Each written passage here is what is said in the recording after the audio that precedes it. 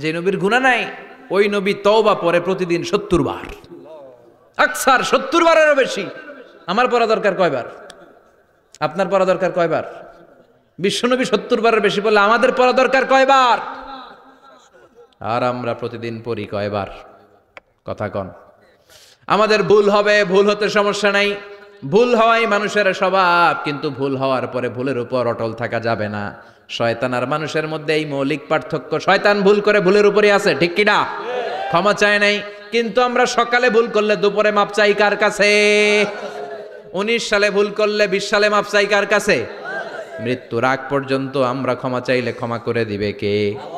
সব সময় 24/7 তওবার দরজা খোলা, দুইটা সময় ছাড়া। ভালো করে মনে রাখবেন, মুখস্থ ঠোঁটস্থ যেন থাকে। দুইটার সময় তওবা কবুল হয় না, চিৎকার করে বলেন কয় সময়? এক হলো বাদাল গারগারা, গরগরানি যখন আসে, মালাকুল মাউত যখন চলে আসে, মালাকুল মাউতরে যখন দেখে ফেলবেন তখন তওবা কবুল হবে নাকি? কথা কন। ফেরাউনের নাম শুনছেন? ওরা যখন আল্লাহ লোহিত সাগরে ডুবাইয়া পানি খাওয়াইতে লাগলো, পানি খাইতে খাইতে পেটটা হয়েছে এত বড়, আর পানি খাইতে পারেন। এরপর হাত তুলে কয় আনামিনাল মুসলিমিন, কোরআনের আয়াত, আনামিনাল, হাত তুলে কয় আমি মুসলমান। ফেরাউন না বলে মুসলমান, আমরা যাবো কই? কথা কহ। ফেরাউন হাত তুলে কয় আনামিনাল মুসলিমিন। আল্লাহ কয় টাইম ইজ আপ, দেরি করছস, অনেক সময় দিলাম, অনেক সুস্থ রেখেছি, ক্ষমতা দিয়েছি, দাপট দিয়েছি, তখন যদি ঘাটটা নত করে, মাথাটা নত করে একবার ক্ষমা চাইতি, ফেরাউন তোরেও ক্ষমা করে দিতাম। কিন্তু সময় শেষ হওয়ার পরে আমি মুসলমানদের অন্তর্ভুক্ত বললে কোনো লাভ হবে নাকি? আল্লাহ বলল সময় নাই, সময় শেষ। কারণ মুসা আলাইহিস সালামের চাচাতো ভাই অনেক দাওয়াত দিল, জাকাত দে। কারণকে জাকাত দিব না, এই সম্পদ আমি কামাইছি, আল্লাহ দেয় নাই। মুসা আলাইহিস সালাম বললেন তাহলে আযাবের অপেক্ষা কর। আযাব চলে আসলো। আল্লাহ বলেন মুসা সেফ জোনে যাও, সরো, এখনই আযাব। ফাখাসাফনা বিহি ওয়া বিদারিহিল আরদ, পুরো ফাইয়ুমের জমিনটার আল্লাহ কাঁপিয়ে দিলেন, আর কারুনকে সহ পুরো সম্পত্তি তার জামিনের ভিতরে দাবিয়ে দিলেন।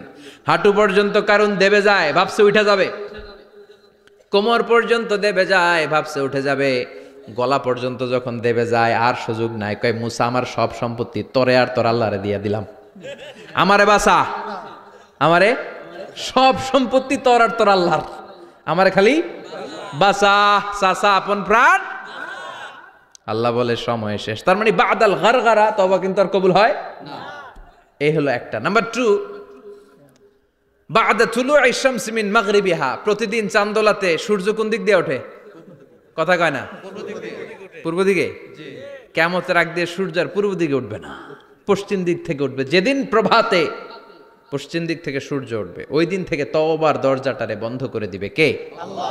তার আগ মুহূর্ত পর্যন্ত জীবনে যত গুনাহ করেছি, অন্যায় করেছি, চোখের পানি ছেড়ে ক্ষমা চাইলে ক্ষমা করবে কে?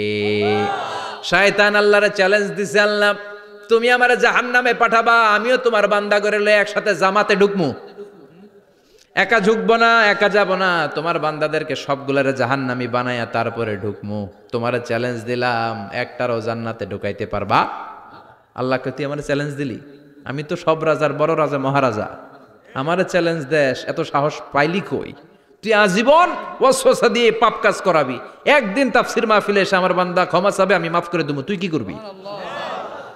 আজীবন অন্যায় করবে, আজীবন পাপ করবে, জুলুম করবে, একদিন চোখের পানি ছেড়ে আমার কাছে কান্নার মতো কান্না করলে আমি সব গুনাহ মাফ করে দেব।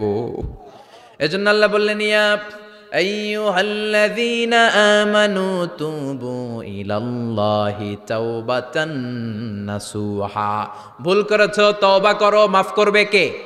সাইয়েদনা আদম আলাইহিস সালাম ভুল করলেন, দুনিয়ায় এসে শত শত বছর কাঁদলেন, কিন্তু ক্ষমা হয় না। আল্লাহরে বললেন আল্লাহ কি করলে ক্ষমা পাবো বলো? ফাতালাক্কা আদামু মির রাব্বিহি কালিমাতিন ফাতাবা আলাইহি, আল্লাহ বললেন ও আদম তোমারে কিছু কালেমা শিখায় দেই, এই কালেমাগুলো দিয়ে আমার কাছে দোয়া করো, ক্ষমা করে দেব।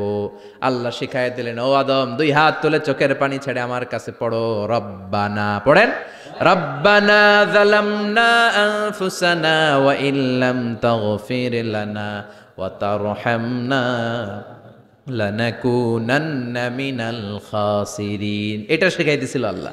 আল্লাহ আমি জুলুম করেছি, অন্যায় করেছি, ভুল করেছি, পাপ করেছি, তুমি যদি ক্ষমা না করো ক্ষমা করার কেউ নাই, ঠিক কি না? আমরাও পাপ করলে এই দোয়াটা পড়ার দরকার আছে না নাই? 5টা শর্ত সাপেক্ষে আমাদের তওবা কবুল করবে কে? তওবা কবুল হওয়ার কিছু শর্ত আছে 5টা। কয়টা? চিৎকার মেরে বলতে হবে, তওবা কবুল হওয়ার শর্ত কয়টা? 1 নম্বরে হচ্ছে আল ইকরা, acknowledgement. You have to give the acknowledgement that you are the greatest sinner on earth. আপনাকে ঘোষণা দিতে হবে যে আপনি পৃথিবীর সবচেয়ে বড় পাপী। 1 নম্বর শর্ত, আপনি বলেন যে আল্লাহ আমার চেয়ে বড় পাপী নাই, আকাশের নিচে জমিনের উপরে আমি সবচেয়ে বড় পাপী, এমন কোনো পাপ নাই যেটা আমি করি নাই, ঠিক কিনা? 1 নম্বরে পাপের ঘোষণা দেন। 2 নম্বরে আন-নাদাম, নাদাম মানে repentance. You have to be repentant for what you have done. আপনাকে অনুতপ্ত হতে হবে, চোখের পানি ছাড়তে হবে। আল্লাহ আমি লজ্জিত, আল্লাহ আমি নাদান, আমি পিশাচ, আমারে মাফ করে দাও। তার মানে স্বীকার গেলেন কি অন্যায় করেছেন। 2 নম্বরে আপনি অনুতপ্ত হলেন। 3 নম্বরে স্টপ, যেই পাপ করতেছিলেন ওইটা থামান। Stop what you have done, যেটা করতেছিলেন আগে থামান। আপনি সুদ খাইছেন, অনুশোচনা আসলো, মাফও চাইতেছেন, আবার সুদও খাইতেছেন, হবে? আপনি ঘুষ খেয়েছেন, তওবা শুরু করলেন, আবার ঘুষও খেয়ে যাচ্ছেন, হবে? থামেন, স্টপ। 3টা গেল। 4 নাম্বার, to hate what you have done, ঘৃণা করতে হবে। যেই পাপটা করেছেন মন থেকে, ওই পাপটাকে ঘৃণা করতে হবে। 5 নাম্বার শর্ত হচ্ছে to determine that you never repeat this sin again in your life. আল্লাহর ওয়াদা দেন, কমিটমেন্ট দেন যে আল্লাহ আমার জীবনে পারতপক্ষে এই পাপ জীবনেও করব না। চিৎকার করে বলেন ঠিক কিনা?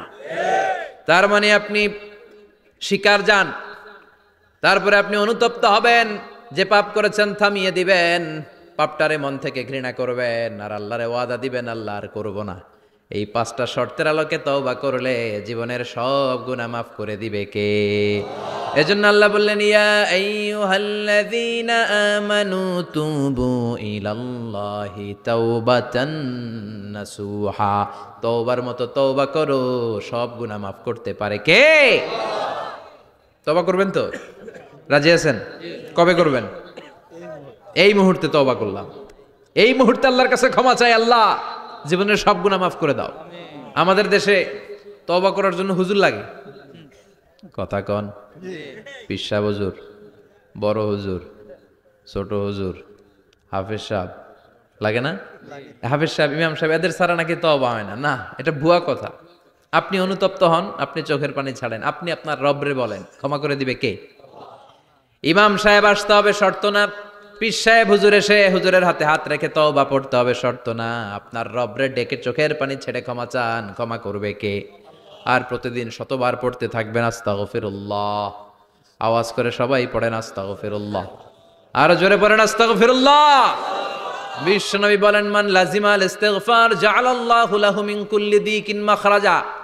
সব সময় ইস্তিগফারের সাথে যে লেগে থাকবে, রব্বুল আলামিন তারে 5টা জিনিস দিবে। কয়টা? কথা কন, আরো জোরে সবাই বলেন কয়টা? নাম্বার 1, জাআলাল্লাহু লাহু মিন কুল্লি দিকিন মাখরাজা। বিপদে পড়লে বিপদ থেকে উদ্ধার করবে কে? আমাদের তো কোনো বিপদ নাই না? আছে? কত বিপদ, হ্যাঁ? রাস্তাঘাটে দুর্ঘটনা হতে পারে, যে কোনো সময় ভূমিকম্পে পড়তে পারি, বজ্রপাত পড়তে পারে না, ঠেড়া পয়রা মানুষ নাই, আছে না নাই? এই বিপদ আপদ থেকে আপনারা রক্ষা করবে কে? যদি আপনি ইস্তেগফারের সাথে আঠার মতো লেগে থাকেন। কিসের সাথে? কথা বলেন। ইস্তেগফারের সাথে লেগে থাকতে পারলে 1 নাম্বার হচ্ছে বিপদে পড়লে আপনারে মুক্ত করে দিবে কে? 2 নাম্বার, ওমিন কুল্লি হাম্মিন ফারাজা। যে কোনো ধরনের টেনশন, হাইপার টেনশন থেকে বাঁচায় দিবে কে? আমাদের তো টেনশন মেনশন নাই না? আছে?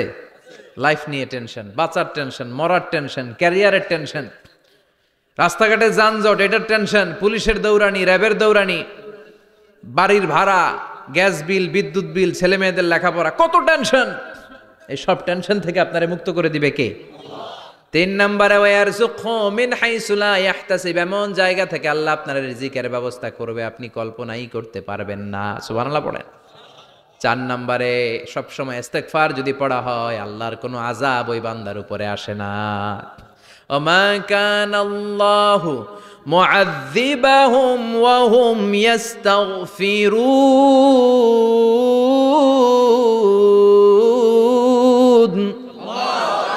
যতক্ষণ আমার বান্দা আমার কাছে ইস্তেগফার পড়তে থাকে, আমার কোনো আযাব বান্দারে পাবে না।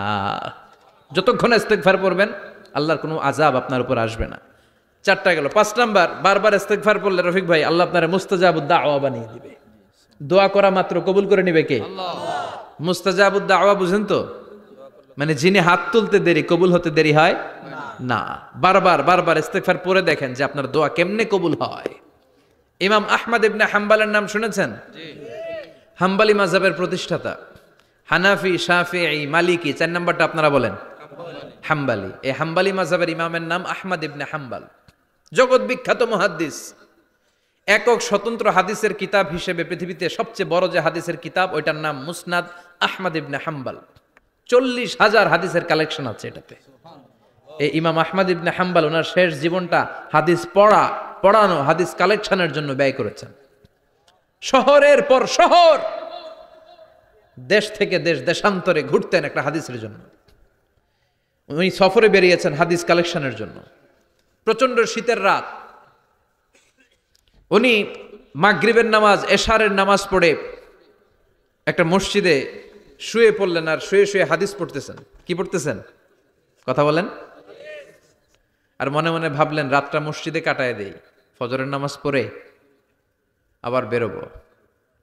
কিন্তু দারোয়ান এসে বলে মসজিদে থাকতে পারবেন না, ওঠেন। দারোয়ান আছে না? কথা কন। আহমদ ইবনে হাম্বল বললেন আমি শুধু রাতটা থাকতে চাই, আমি তো ফজরেরও মুসল্লি, ফজর নামাজ পড়বো তো এই মসজিদে, আমার থাকতে দাও। দারোয়ান তো দেয় না, কেনা মসজিদে থাকার জায়গা না, যান মিয়া। উনি যে আহমদ ইবনে হাম্বল এটা চিনে নাই, থাকতে দেয় না। কি করবে এখন? উনি কাঁথা গুছিয়ে হাদিসের কিতাব নিয়ে কাঁধের মধ্যে ব্যাগ নিয়ে মসজিদ থেকে বেরোয় গেলেন। কি আর করবেন, প্রচন্ড শীত, আর কাঁপতেছেন, বুড়ো মানুষ। পথিমধ্যে দেখলেন বাজার একজন খাব্বাজ, শাবুন খাব্বাজ, যুবক রুটি বিক্রেতা। সে রুটি বিক্রি করে, চুলার মধ্যে রুটি সেকে। সে যে সালাম দিল আসসালামু আলাইকুম, যুবক বলে ওয়ালাইকুম আসসালাম। আহমদ ইবনে হাম্বল বলে যুবক আমার যাওয়ার জায়গা নেই, সফরে বেরিয়েছি, খুব শীতে কষ্ট পাচ্ছি, রাতে যদি তোমার এই চুলা থেকে একটু আগুন পোহাই কোনো সমস্যা? যুবক বলে না না সমস্যা না, আহলান ওয়া সাহলান, খোশ আমদেদ, আসেন আসেন, আপনি আগুন পোহাইলে আমার সমস্যা কি? সুবহানাল্লাহ পড়েন। আল্লাহ শুকরিয়া করে উনি বসলেন আর আগুন পোহাচ্ছেন। আর খেয়াল করলেন যুবক রুটি বানায় আর পড়ে আস্তাগফিরুল্লাহ, রুটির দলা বানায় পড়ে আস্তাগফিরুল্লাহ, খামির বানায় আর পড়ে আস্তাগফিরুল্লাহ, রুটি নিয়ে উনুনের ভিতরে চুলার ভিতরে সেকা দেয় আর পড়ে আস্তাগফিরুল্লাহ। দোকানদারের কাছে কেউ আসলেই সে রুটি দেয় আর পড়ে আস্তাগফিরুল্লাহ। ক্রেতার কাছ থেকে টাকা নিয়ে ক্যাশ বক্সে রাখে আর কি পড়ে? আবার রুটি বানানো শুরু করে আর কি পড়ে? খালি এইটাই পড়তেছে। ইমাম আহমদ ইবনে হাম্বল তো অবাক, কিরে এটা আবার কেমন যুবক, খালি আস্তাগফিরুল্লাহ। উনি প্রশ্ন করলেন যুবক ঘটনা কি? আসার পর থেকেই তোমার দেখতেছি তুমি রুটি বানাও, রুটি বিক্রি করো আর পড়ো আস্তাগফিরুল্লাহ, মালাকা ইয়া শাবাব। যুবক বলে আস্তাগফিরুল্লাহ আমার সবচেয়ে বেশি পছন্দের আমল, আমি সব সময় আঠার মতো ইস্তেগফারের সাথে লেগে থাকি আর সব সময় পড়তে থাকি আস্তাগফিরুল্লাহ, আর এর বদৌলতে আল্লাহ আমারে মুস্তাজাবুদ দাওয়া বানিয়ে দিয়েছে। আহমদ ইবনে হাম্বল তো অবাক, আনতা মুস্তাজাবুদ দাওয়া, তুমি মুস্তাজাবুদ দাওয়া, রুটিওয়ালা। আমি এত বছর হাদিস পড়াই, আমিও তো মুস্তাজাবুদ দাওয়া না, আর তুমি রুটি বেচো বাজারে, তুমি মুস্তাজাবুদ দাওয়া, তুমি দোয়া করলেই সব কবুল হয়ে যায়। যুবক বলে না আনা মুস্তাজাবুদ দাওয়া, আমি আমার জীবনে যত দোয়া করেছি কবুল করে নিয়েছে কে? আল্লাহ। সব দোয়া কবুল করে নিয়েছে আল্লাহ, একটা দোয়া ছাড়া। কয়টা? আহমদ ইবনে হাম্বলের কৌতূহল, কিউরিয়াসিটি আরো বেড়ে গেল। কি? সব দোয়া কবুল হয়েছে, একটা দোয়া ছাড়া। মাযালিকা দোয়া ইয়া শাব, কি সেই দোয়া? যুবক এবার বলতে শুরু করলো আমার জীবনে যে দোয়াটা আল্লাহ কবুল করে নাই সেটা হচ্ছে আমি আল্লাহর কাছে অনেক চেয়েছি, অনেক দোয়া করেছে যে আল্লাহ শুনেছি এই জামানার সবচেয়ে বড় মুহাদ্দিস, তার নাম নাকি ইমাম আহমদ ইবনে হাম্বল। আল্লাহ তোমার কাছে আমার চাওয়া আমি যেন এই ইমাম আহমদ ইবনে হাম্বলের দেখে মরতে পারি, আমি যেন ইমাম আহমদ ইবনে হাম্বলের হাতে হাত রেখে মুসাফা করতে পারি আর তার কপালে একটা চুমু এঁকে দিতে পারি। আহমদ ইবনে হাম্বল আবেগপ্রবণ হয়ে গেলেন, চোখের পানি ছেড়ে দিলেন, বললেন যুবক তোমার এই দোয়াটাও কবুল হয়ে গিয়েছে। আহমদ ইবনে হাম্বলের দেখার সাক্ষাৎ পাওয়ার জন্য আহমদ ইবনে হাম্বলের বাড়িতে তোমার যাওয়ার দরকার নাই, আহমদ ইবনে হাম্বল তোমার দরবারে ছুটে এসেছে। আনা আহমদ ইবনে হাম্বল মুহাদ্দিসুদ দাহর, আমি নিজেই আহমদ ইবনে হাম্বল। যুবক চোখের পানি ছেড়ে দেয়, আহমদ ইবনে হাম্বল চোখের পানি ছেড়ে দেয়। যুবক চিৎকার মেরে ইমাম আহমদ ইবনে হাম্বলকে জড়িয়ে ধরে, হাতে হাত রেখে মুসাফা করে, কপালের মধ্যে চুমু খায় আর আল্লাহর শুকরিয়া করে বলে, ও ইমাম, আসলে এই দোয়াটাও আল্লাহ আজকে কবুল করে নিল। বিশ্বাস হয় সবসময় ইস্তেগফার পড়লে আপনার দোয়াগুলোর এইভাবে কবুল করে নিবে কে? এই পাঁচটা জিনিস পাবেন সবসময় যদি ইস্তেগফারের সাথে লেগে থাকেন। রাজি আছেন তো? এজন্য বিশ্বনবী সব সময় নামাজে সালাম ফিরানোর পরে পড়তেন আস্তাগফিরুল্লাহ। কি পড়তেন? তিনবার পড়তেন আস্তাগফিরুল্লাহ, আস্তাগফিরুল্লাহ, আস্তাগফিরুল্লাহ। পড়তে রাজি আছেন? ইস্তেগফারের অনেকগুলো আলফাজ আছে, সবচেয়ে ছোট ইস্তেগফার হচ্ছে এটা, আস্তাগফিরুল্লাহ, আস্তাগফিরুল্লাহ। আরো আছে আস্তাগফিরুল্লাহ আল্লাযী লা ইলাহা ইল্লা হুয়াল হাইয়ুল কাইয়্যুম ওয়া আতুবু ইলাইহি। বিষ্ণু বলেন এই ইস্তেগফারটা যদি কেউ পড়ে, আত-তাওয়াল্লি মিন ইয়াউমিজ যাহাফ, যুদ্ধের ময়দান থেকে পালিয়ে আসা কবিরা গুনাহ। কি গুনাহ? কাফেরদের সাথে যুদ্ধ, আমি তাগড়া যুবক, তলোয়ার নিয়ে নেমেছি, আমার দেহের এক ফোঁটা রক্ত থাকা পর্যন্ত আমি যুদ্ধ চালিয়ে যাব, আমি ফিরে আসতে পারবো না, আইনটা কার? ফিরে আসলে কবিরা গুনাহ। বিশ্বনবী বলেন যুদ্ধের ময়দান থেকে ফিরে এসেছে এরকম কবিরা গুনাহ অবলম্বনকারীও যদি আস্তাগফিরুল্লাহ আল্লাযী লা ইলাহা ইল্লা হুয়াল হাইয়ুল কাইয়্যুম ওয়া আতুবু ইলাইহি পড়ে, ওই কবিরা গুনাহকারীকেও ক্ষমা করে দিবে কে? পড়তে রাজি আছেন তো? আবার সাইয়েদনা আবু বকর বললেন, ইয়া রাসূলুল্লাহ আল্লিমনি দুআআন আদউ বিহি ফি সালাতিক, এমন দোয়া আপনি আমারে শিক্ষা দেন যেই দোয়াটা আমি নামাজে পড়তে পারি। বিশ্বনবী বললেন, পড়ো আল্লাহুম্মা ইন্নী যালামতু নাফসি যুলমান কাসীরান ওয়া লা ইয়াগফিরুয যুনুবা ইল্লা আনতা ফাগফিরলি মাগফিরাতাম মিন ইনদিক ইন্নাকা আনতাল গফুরুর রহিম। সুবহানাল্লাহ পড়েন। এটাও ইস্তেগফার। আমরা এটার বলে দোয়া মাসুরা, সালাম ফেরানোর আগে পড়ি না? যেখানেই ক্ষমা চাওয়ার কথা আছে ওইটারই কি বলে? ইস্তেগফার। আল্লাহুম্মা ইন্নী যালামতু নাফসি, আল্লাহ জুলুম করেছি, যুলমান কাসীরা, অনেক জুলুম, ওয়ালা ইয়াগফিরুয যুনুবা ইল্লা আনতা, তুমি ছাড়া এই গুনাহ ক্ষমা করার তো কেউ নাই। ফাগফিরলি মাগফিরাতাম মিন ইনদিক, তোমার দয়ায় আমারে ক্ষমা করে দাও। ইন্নাকা আনতাল গফুরুর রহিম, তুমি হলা ক্ষমাশীল। ঠিক কি না? এটাও ইস্তেগফার, এটাও পড়বেন। আর এই সব ইস্তেগফারের শ্রেষ্ঠ ইস্তেগফারের নাম সাইয়্যিদুল ইস্তেগফার। যত ইস্তেগফার হতে পারে এর মধ্যে সবচেয়ে শ্রেষ্ঠতম ইস্তেগফার নাম কি? কথা কন। বুখারীর বর্ণনা, শাদ্দাদ ইবনে আউস রাদিয়াল্লাহু তাআলা আনহু বর্ণনা করেন, এই সাইয়্যিদুল ইস্তেগফার দিনের বেলা যে পড়বে ওই দিনে মারা গেলে সে জান্নাতি। এই সাইয়্যিদুল ইস্তেগফার রাতের বেলা যে পড়বে ওই রাতে যদি ইন্তেকাল হয় ওই লোকটা জান্নাতি। মুখস্থ আছে না? কার কার মুখস্থ? হাত তুলেন। মাশাআল্লাহ, তাবারাকাল্লাহ, মাশাআল্লাহ, মাশাআল্লাহ।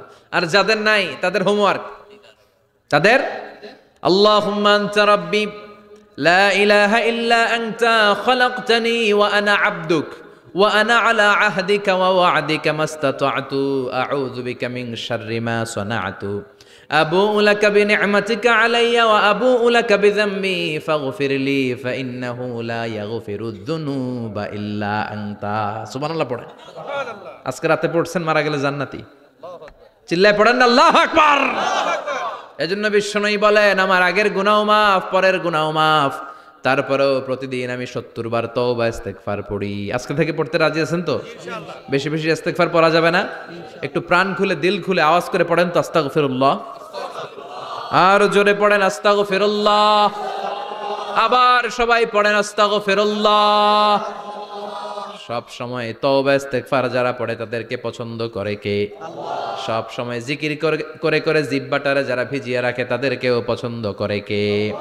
আল্লাহ বলেন ওয়াজকুর রাব্বাকা ফি নাফসিকা তাদাররুআন ওয়া খীফাতান ওয়া দুনাল জাহরি মিনাল কওলি বিল গুদুবি ওয়াল আসাল ওয়া লা তাকুম মিনাল গাফিলিন। সুবহানাল্লাহ পড়েন। আল্লাহ বলেন ওয়াজকুর রাব্বাকা ফি নাফসিক, আল্লাহরে মনে মনে ডাকো। তাদাররুআন ওয়া খীফা, আল্লাহর জিকির করতে আল্লাহ বলেছেন ফি নাফসিক। বুঝতেছেন না অর্থ? ফি নাফসিকা, মনে মনে আল্লাহর জিকিরটা করো। তাদাররুআন ওয়া খীফা, তাদাররুআন মানে বিনয়ের সাথে, with full of humility, submission and humbleness. বিনয়ের সাথে আল্লাহরে ডাকো। ওয়া খীফা, গোপনে গোপনে ডাকো।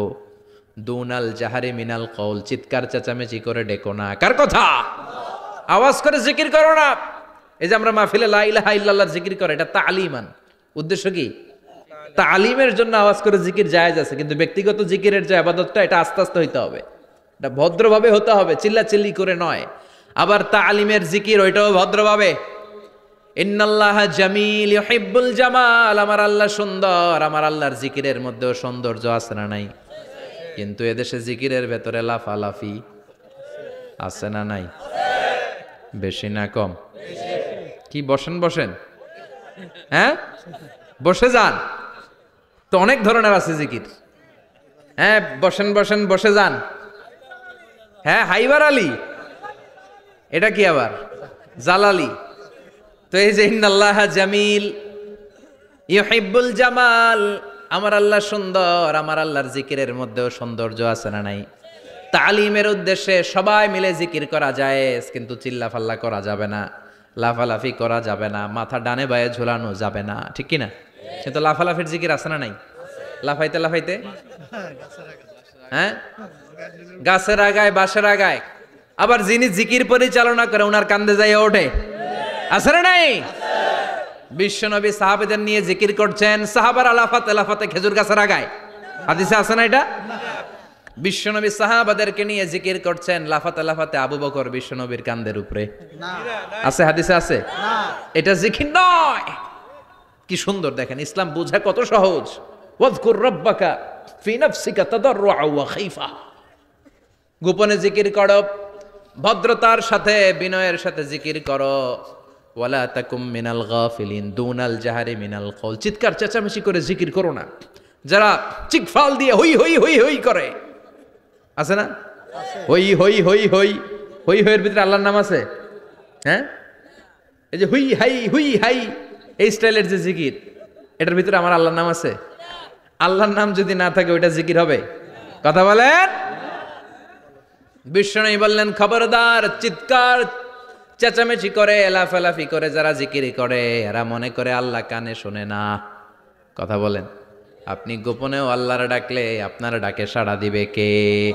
এজন্য রাব্বুল আলামিন বলেন, ফাযকুরুনি আযকুরকুম ওয়াশকুরুলি ওয়ালা তাকফুরুন। বান্দা আমার জিকির তোমরা করো, আমিও তোমাদের জিকির করব, ঠিক কি না? আমরা যদি আল্লাহর জিকির করি, আমাদের জিকির করে কে? সুবহানাল্লাহ কইবেন না? আমরা আল্লাহর জিকির করে, আল্লাহ নাকি আমাদের জিকির করে, জানো তো না কথা এটা। আবার হাদিসে কুদসিতে আল্লাহ বললেন, ফাইন যাকারানি ফি নাফসি যাকারতুহু ফি নাফসি, আমার বান্দা যদি একা একা আমার জিকির করে, আমি আমার বান্দারে একা একা স্মরণ করি। ওয়া ইন যাকারানি ফি মালাইন যাকারতুহু ফি মালাইন খায়রিম মিনহু, এরকম মহা সম্মেলন করে যদি কেউ আমি আল্লাহর জিকির করে, আমি এর চেয়েও বড় মহা সম্মেলন ফেরেশতাদেরকে নিয়ে করে আমার বান্দারে স্মরণ করি। ওয়া ইন তাকাররাবা ইলাইয়া শিবরান তাকাররাবতু ইলাইহি যিরাআন, আমার বান্দা যদি আমার দিকে এক বিঘত আসতে চায়, আমি আমার বান্দার দিকে এক হাত এগিয়ে যাই। আমার বান্দা যদি আমার দিকে এক হাত আসতে চায়, আমি আমার বান্দার দিকে দুই হাত যাই। ওয়া ইন আতানি ইয়ামশি আতাইতুহু হারওয়ালা, আমার বান্দা যদি আমার দিকে হেঁটে হেঁটে আসতে চায়, আমি আমার বান্দার দিকে দৌড়ে দৌড়ে যাই। সুবহানাল্লাহ পড়েন। এজন্য বিশ্বনবী বলেন, লা ইয়াজালু লিসানুকা রাতবাম মিন যিকরিল্লাহ, আল্লাহর জিকির দিয়ে জিহ্বাটারে ভিজিয়ে রাখবা। কার কথা? চিল্লায় বলেন, কার কথা? সবসময় আল্লাহর জিকির করতে রাজি আছেন তো? সবচেয়ে শ্রেষ্ঠ জিকির বিশ্বনবী বললেন, আফদালু যিকরি লা ইলাহা ইল্লাল্লাহ, লা ইলাহা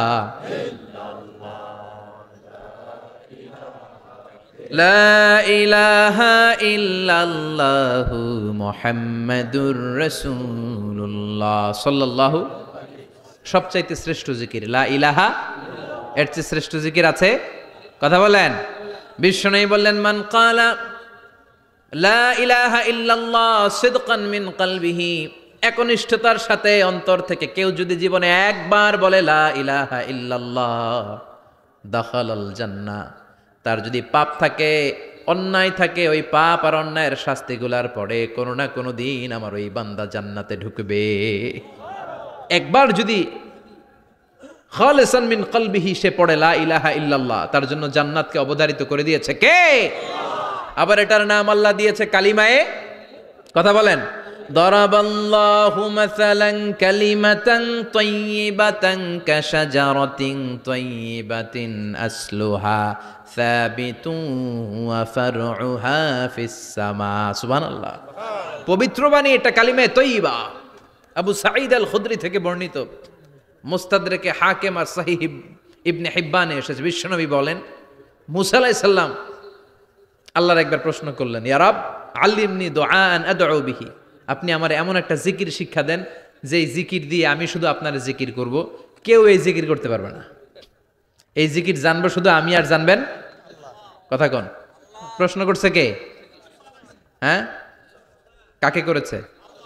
আল্লাহ এমন একটা জিকির শিখান যেই জিকির কেউ জানে না, আমি জানবো, আর ওই জিকির দিয়ে প্রাণ ভরে আপনারে ডাকবো। আল্লাহ বললেন মুসা পড়ো লা ইলাহা লা ইলাহা ইল্লাল্লাহু মুহাম্মাদুর রাসূলুল্লাহ। মুসা আলাইহিস সালাম বললেন আল্লাহ চাইলাম কি, কইলেন কি? লা ইলাহা তো জাতীয় জিকির, এটা তো আন্তর্জাতিক জিকির, এটা জানে না এমন কেউ নাই, এমনকি হিন্দু ভাইরাও জানে, কথা কন। আল্লাহ আমি তো চাইছিলাম এক্সক্লুসিভ, এক্সক্লুসিভ আমার জন্য স্পেশাল, এর চেয়ে সুন্দর আর কেউ জানবে না, এত সুন্দর একটা জিকির আপনি দিবেন, এটা আমি ডাকবো আপনারে আর আপনি শুনবেন। আল্লাহ বললেন মুসা এর চেয়ে দামি আমার কাছে নাই। লাউ তাদউ লা ইলাহা ইল্লাল্লাহ ফি কাফা, লা ইলাহা রে যদি মুসা এক পাল্লায় রেখে দাও, ওয়াস সামাওয়াতু সাবউ ওয়াল আরদিন, সাত আকাশ সাত জমিন যদি আরেক পাল্লায় রেখে দাও, লা ইলাহা এক পাল্লায়, সাত আকাশ সাত জমিন আরেক পাল্লায় ওজন যদি দাও, লা রাজাহাত কাফাতু লা ইলাহা ইল্লাল্লাহ, মুসা দেখবা মুহূর্তের মধ্যে লা ইলাহা ইল্লাল্লাহর পাল্লা ভারী হয়ে গেছে। সাত আকাশ সাত জমিন এক পাল্লায়, শুধু লা ইলাহা ইল্লাল্লাহ আরেক পাল্লায়, মুহূর্তে লা ইলাহার পাল্লাটারে ভারী করে দিবে কে? এটা বিপ্লবী বাণী। আমরা এটার ভিক্ষার মধ্যে লাগাইছি, এখন ভিক্ষা করার সময় লা ইলাহা আছে না নাই? একটা টাকা দিয়া যান আমি গরিব ইনসান, আখিরাতে সওয়াব পাইবেন পাহাড় সমান, একটা টাকা দিয়া যান আমি গরিব ইনসান, আছে না নাই? জুমার নামাজের সময় ভিক্ষা করে একটা টাকা দিয়া যান, আর লা ইলাহার জিকির লগে আছে না নাই? এটা আমরা ভিক্ষার জিকির বানাইছি, এটা তো বিপ্লবী বাণী। এই বাণীর পক্ষে যারা, তারা ন্যায় আর সত্যের পক্ষে চিল্লায় বলেন ঠিক কিনা? এই বাণীতে যারা বিশ্বাস করে তারা এক আল্লাহর সামনে মাথা নত করে দেয়, গোটা পৃথিবীর কোন শক্তির সামনে ওই মাথা নত হয় না, ঠিক কিনা? এই লা ইলাহা যারা আমরা মানি, আল্লাহ ছাড়া কারোর সামনে মাথা নত করব? কোন শক্তি আমাদের মাথা নত করাতে পারে? এটা বিপ্লবী বাণী, এটা সংগ্রামী বাণী। এই বাণী এমন বিপ্লব তৈরি করে গোটা বিশ্ব পাল্টে দেয়। এই লা ইলাহার ব্যাখ্যা করেছেন সাইয়্যিদ কুতুব শাহীদ তার তাফসিরে, নাম শুনছেন? কি নাম তাফসিরের? ফি জিলালিল কোরআন। ফি জিলালিল কোরআন লিখে উনি মিশর কাঁপিয়ে দিলেন। তিনি গোটা বিশ্বের জাহালাতকে তার তাফসিরের লেখনীর মধ্য দিয়ে তুলে এনেছেন। আর বলেছেন আল্লাহর আইন ছাড়া পৃথিবীর বুকে কোনো আইন চলবে না। তার তাফসির পরে মিশরের সব যুবকরা রাস্তায় নেমে এলো। আন্দোলনের চোটে পুরো মিশরে উত্তাল গণ আন্দোলন। ইনিল হুকমু ইল্লা লিল্লাহ, আল্লাহর জমিনে আল্লাহর আইন ছাড়া কিছু চলবে। পুরো মিশর টালমাটাল, সরকার টালমাটাল। সরকার প্রধান ছিল জামাল আব্দুল নাসের, কয়টারে জেলে ভর, কথা কন, হকের কথা বললেই জেলখানা আছে না নাই? সাইয়্যিদ কুতুব শাহীদের জেলখানায় ভরা হলো। ওনারে জেলখানায় ভরার পরে আন্দোলন আরো 3 গুণ বেড়ে গেল। কায়রোর রাস্তায়, মিশরের রাস্তায় রাস্তায় ইসলাম প্রেমিক, কোরআন প্রেমিক যুবকদের আন্দোলন। পুরো আন্দোলনে মিশর কেঁপে উঠল। মিশর ব্যাপী আন্দোলনের গণজোয়ার। সরকারের অবস্থা খারাপ। সরকার এবার ঘোষণা দিল সাইয়্যিদ কুতুব শাহীদ মিশরের যুবকদেরকে আন্দোলনে ঠেলে দেওয়ার কারণে তাকে মৃত্যুদণ্ড দেয়া হলো, ফাঁসি। যুগে যুগে কোরআনের পক্ষে যারা, এদের কাছে ফাঁসির রশি আছে না নাই? কিন্তু এই ফাঁসির রশিকে তারা থোড়াই কেয়ার করে চিল্লায় বলেন ঠিক কিনা? ফাঁসি, সাইয়্যিদ কুতুব শাহীদের ফাঁসির রায় দেয়া হলো। আদালত থেকে ফাঁসির রায় বহাল রাখা হলো। যেদিন ফাঁসি দেয়া হবে তার 1 ঘন্টা আগের ঘটনা। কারা কর্তৃপক্ষের নিয়ম অনুযায়ী, জেল কোডের নিয়ম অনুযায়ী জেলখানার যিনি ইমাম আছে না, উনি 1 ঘন্টা আগে আইসা এই কালিমা পড়ায়, যারা ফাঁসি দেওয়া হবে আরে পড়ায় লা ইলাহা মুহাম্মাদুর। তো সাইয়েদ কুতুব শাহিদকেও কালিমা পড়ানোর জন্য ইমাম সাহেব আসছে, ফাঁসির বাকি কয় ঘন্টা, এসে বলে সাইয়েদ কুতুব শাহিদ আপনি পড়েন লা ইলাহা ইল্লাল্লাহ। সাইয়েদ কুতুব শহীদ বলে আমারে তুই কালিমা শিখাইস না, আমি কালিমা খুব ভালো জানি, যেই কালেমা পড়ানোর কারণে সরকার তোরে বেতন দেয়, ওই কালিমার ব্যাখ্যা করার কারণে সরকার আজকে আমারে ফাঁসি দেয়। তুই কালিমা পড়াস, তোরে টাকার বান্ডিল দেয়, আমি কালিমার ব্যাখ্যা করার কারণে ফাঁসির মঞ্চে দাঁড়াই, চিল্লায় বলেন ঠিক কি না? তার মানে তোর কালিমা আমার কালিমা এক কালিমা না, এই 2 কালিমার মধ্যে পার্থক্য আছে না নাই? তোর ইমানি চেতনা আমার ইমানি চেতনা এক ইমানি চেতনা নয়। তোরে টাকা দেয়, আমারে ফাঁসি দেয়, তার মানে 2 চেতনা আলাদা, চিল্লায় বলো ঠিক কি না? এজন্য আল্লাহ ডেকে বললেন গোলাম এটা বিপ্লবী বাণী। এই কালেমার আন্দোলন যারা করে তারা আল্লাহ ছাড়া পৃথিবীর কাউরে ভয় পায় না, আর তারা চায় কালেমার পতাকা পৃথিবীর মধ্যে যেন পথ করে উড়ে, ঠিক কিনা? বাংলার জমিনে কালেমার পতাকা উড়ুক, আমরা চাই কি চাই না? কোনো একদিন এ দেশের আকাশে কালিমার পতাকা উড়বে, সেদিন সবাই খোদাই বিধান পে দুঃখ বেদনা ভুলবে। কোনো একদিন এ দেশের আকাশে কালিমার পতাকা উড়বে, সেদিন সবাই খোদাই বিধান পে দুঃখ বেদনা ভুলবে। চিৎকার করে বলেন ঠিক কিনা? এই কালেমার সমাজ যদি হয়, ওই সমাজে কেউ লাঞ্ছিত হবে না, ওই সমাজে কোনো নারী নিগৃহীতা হবে না, ওই সমাজের কোনো কাজের মেয়েরা ধর্ষিতা হবে না, ওই সমাজে দুর্নীতি থাকবে না, ঘুষ থাকবে না, চাঁদাবাজি থাকবে না, টেন্ডারবাজি থাকবে না। সমাজটারে শান্তি দিয়ে সমৃদ্ধ করে দিবে কে? এজন্য সব সময় জিকির করতে হবে একজনের, চিল্লায় বলেন তিনি কে? শ্রেষ্ঠ জিকির হচ্ছে লা ইলাহা ইল্লাল্লাহ। করতে রাজি আছেন? সব সময় জিকিরটা করতে রাজি আছেন? Every night and every day, every night and every day, never forget to say la ilaha illallah, never forget to say la ilaha illallah. পড়েন every night and every day, every night and every day, never forget to say la ilaha illallah, never forget to say la ilaha illallah, never forget to say la ilaha illallah. When you're walking down the street, use your time and repeat and say in every heartbeat la ilaha illallah.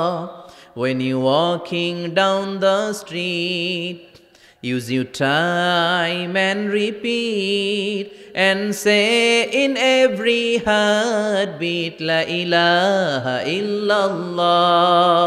Every night and every day, every night and every day, never forget to say la ilaha illallah. চিল্লায় বলেন ঠিক কি না? দিনে রাতে যে কোনো মুহূর্তে আমাদের জিহ্বার মধ্যে থাকবে কি? কথা বলেন, জিহ্বায় থাকবে কি? এজন্য বিশ্বনবী বললেন আফদালুয যিকরি লা ইলাহা ইল্লাল্লাহ, আল্লাহর কাছে সবচাইতে প্রিয় জিকির হলো লা ইলাহা ইল্লাল্লাহ। আবার বিশ্বনবী বললেন আহাব্বুল কালামে ইলাল্লাহি আরবাআ, আল্লাহর কাছে সবচাইতে প্রিয় কথা হলো 4টা। কয়টা? সুবহানাল্লাহ, আলহামদুলিল্লাহ, লা ইলাহা ইল্লাল্লাহ, সুবহানাল্লাহ,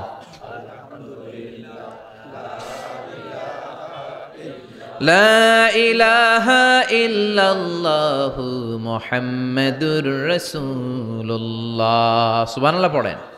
চারটা কথা আল্লাহর কাছে সবচেয়ে প্রিয়। একটা হচ্ছে সুবহানাল্লাহ, আর একটা হচ্ছে আলহামদুলিল্লাহ, আর একটা হচ্ছে লা ইলাহা ইল্লাল্লাহ, আর একটা হচ্ছে আল্লাহু আকবার। এই যে শুরুতে তিনটা তাকবীর দিছি, এই তাকবীরটা আল্লাহর প্রিয় কথা যে চারটায়, চারটার মধ্যে একটা আছে না নাই? আওয়াজ করে পড়েন আল্লাহু আকবার। সবচেয়ে প্রিয় আল্লাহর কাছে এই চারটা কথা। লা ইয়াদুররুকা বিআইয়িহিন্না বাদাতা। বিষ্ণু বললেন এই চারটার যেটা দিয়ে শুরু করতে মন চাই করো, কোনো সমস্যা নাই। সুবহানাল্লাহ পড়েন। এজন্য ফরজ নামাজের পরে এই তাসবিহগুলো পড়বেন। আব্দুল্লাহ ইবনে আমর ইবনুল আস তিনি বর্ণনা করেন, আমি বিশ্বনবীকে আঙ্গুলের গিরা দিয়ে এই তাসবিহগুলো পড়তে দেখেছি। রাআইতুন নাবিয়্যা সাল্লাল্লাহু আলাইহি ওয়াসাল্লাম ইয়াকিদু তাসবিহা বিয়ামিনি। আমি বিশ্বনবীর ডান হাতের আঙ্গুলের গিরায় তাসবিহগুলোকে পড়তে দেখেছি। পড়তে রাজি আছেন? ডান হাত তোলেন, এই আঙ্গুলের করের মধ্যে এইভাবে রাখেন, এইভাবে রেখে নামাজের পরেই সুবহানাল্লাহ আলহামদুলিল্লাহ পড়তে রাজি আছেন?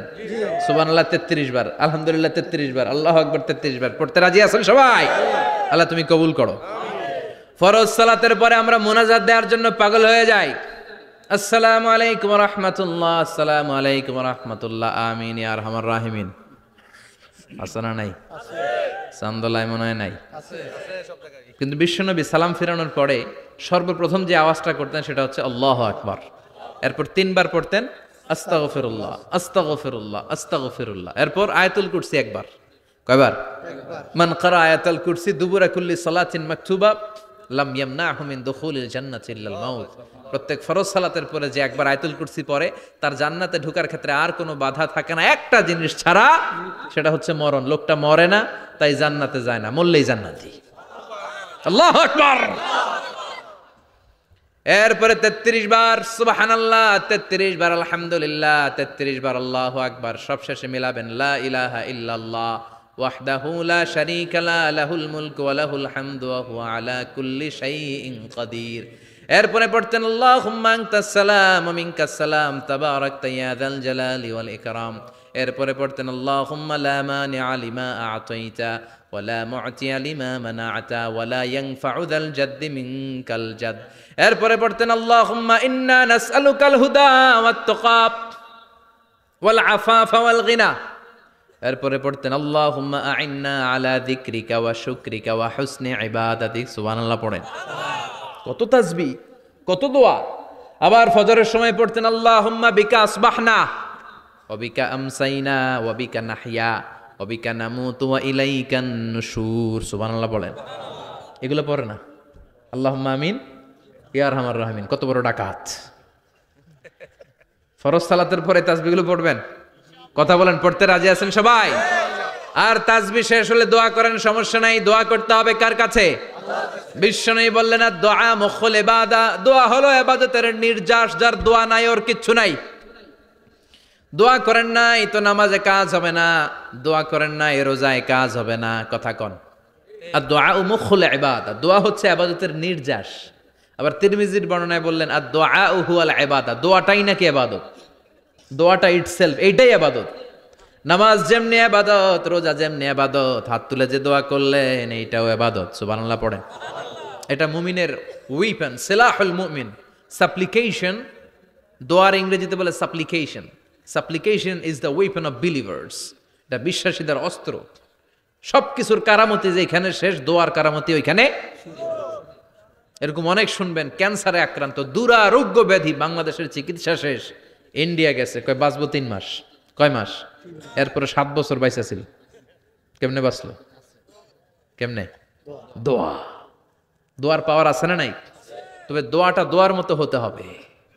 সিনসিয়ার দোয়া ইজ লাইক এ মিসাইল। একনিষ্ঠ দোয়া এটা মিসাইলের মতো। মিসাইল হামলা করলে ইঞ্চি ইঞ্চি যেখানে মিসাইল বোমাটা পড়ার কথা ঠিক ওখানে পড়বে। ড্রোন হামলা করলে ঠিক ওখানে, ব্যালিস্টিক ক্ষেপণাস্ত্র নিক্ষেপ করলে লক্ষ্য বস্তু যেমনি ভিত করে, তেমনি দোয়ার মতো দোয়া করলে মুহূর্তেই দোয়া কবুল হয়ে যায়।